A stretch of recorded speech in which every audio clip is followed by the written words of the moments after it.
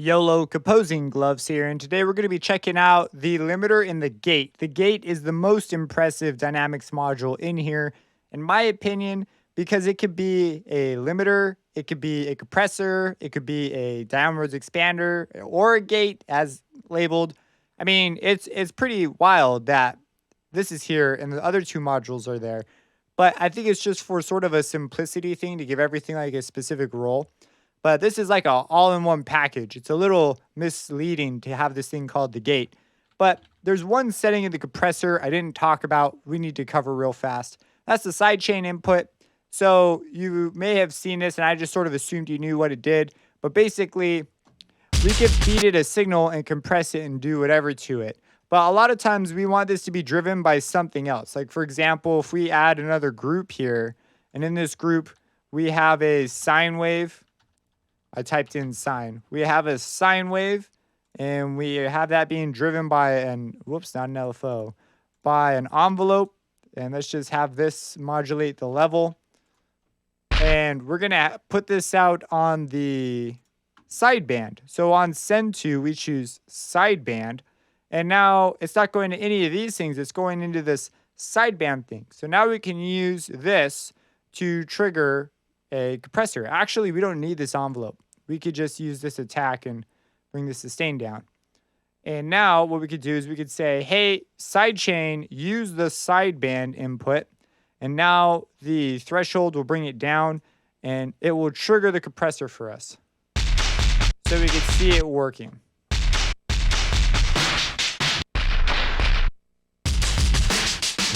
And let's bring this down. Let's bring the ratio way up.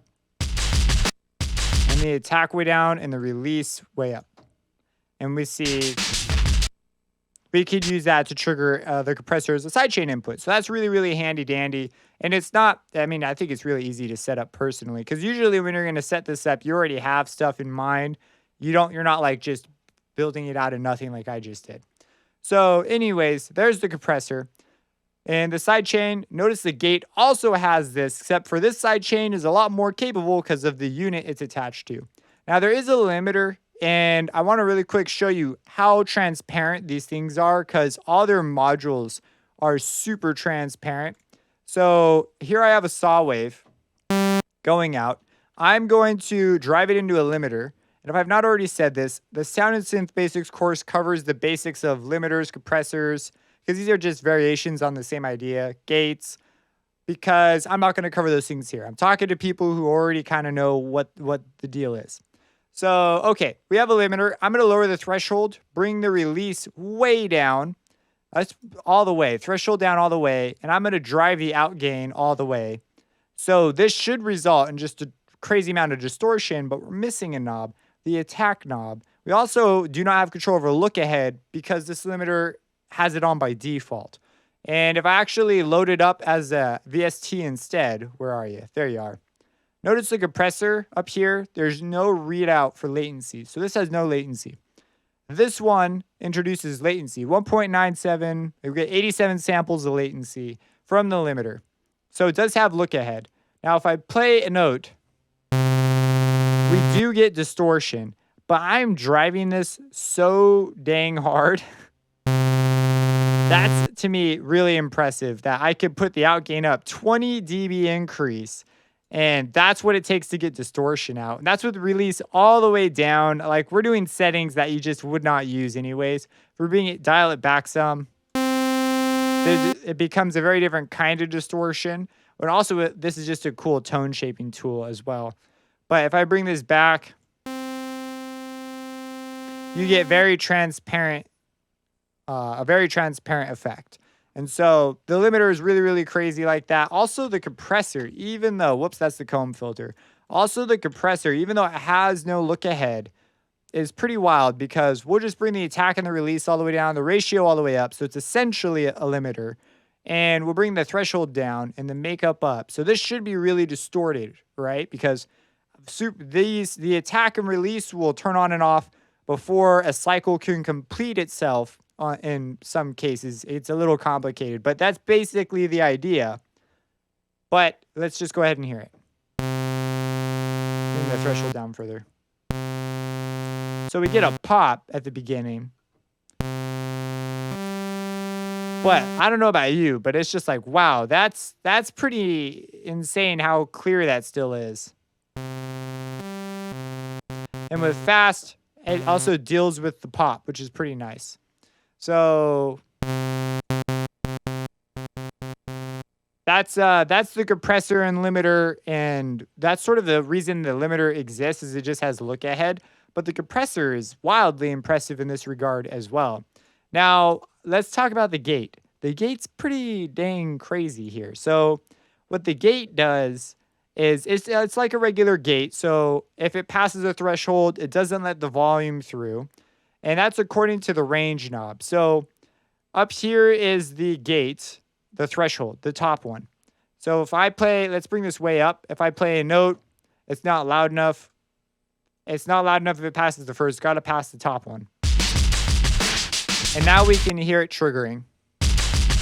Now I can have it, instead of having it so that it just doesn't let it through, I can apply downwards expansion, meaning volume that does not pass the threshold gets turned down. So it makes softer stuff below a threshold, even softer. That's why it's called a downward expander, right?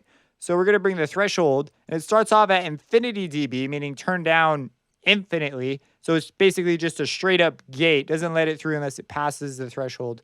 And now we're going to turn it down. Let's go to like 5 dB. That'll be pretty audible. And then we'll move it down. We also see it turns blue when it's open and red when it's closed. Now, what's really crazy, and by the way, we have an envelope here, an attack, release, hold. So we're able to create an envelope to shape the way this would work, just like we would in any other dynamics processor. That's worth its salt. Or maybe, I don't know, there's some auto ones out there that are pretty fun to mess with. But anyways, we have an attack, hold, release. We're also able to flip this. So I can use the flip button, and now it will act like a compressor. So when it passes the threshold, it'll turn the volume down according to the range knob and not touch it below. So if I bring the threshold up, so now we have a compressor. It's like amazing. Why don't just gate/compressor? But I guess it makes a lot more sense. People will look for a compressor. So I think there's a simplicity. Like I reach for the compressor. I don't reach for the gate really, because an extra flip knob, like it makes sense to have things that are automatic. And I just received a message or something. So, okay. We also have this tolerance. The tolerance is really cool. So a tolerance just basically, once it passes the threshold, so let's say that we have it down right where it's jumping over that. It's going up and down over this thing. Well, the tolerance says, let's have our range all the way up. So we're getting really choppy right here. Let's bring the threshold down a little bit more. Oh, and I have it on flip. I'm sitting there going, why? This should be working. So, okay, let's go to flip. Okay. So, all right. Now we see that as soon as it passes it, it's going above and below this, but it's not turning off. It's not gating it. That's because of our tolerance. It's got to pass this down here. This ensures that our gate doesn't sound super choppy like it just did. If we have a very small tolerance, like no tolerance, it actually still sounds pretty cool. But that is a lot of times something that will wind up being all crazy. It depends on the dynamic content of how it passes this threshold.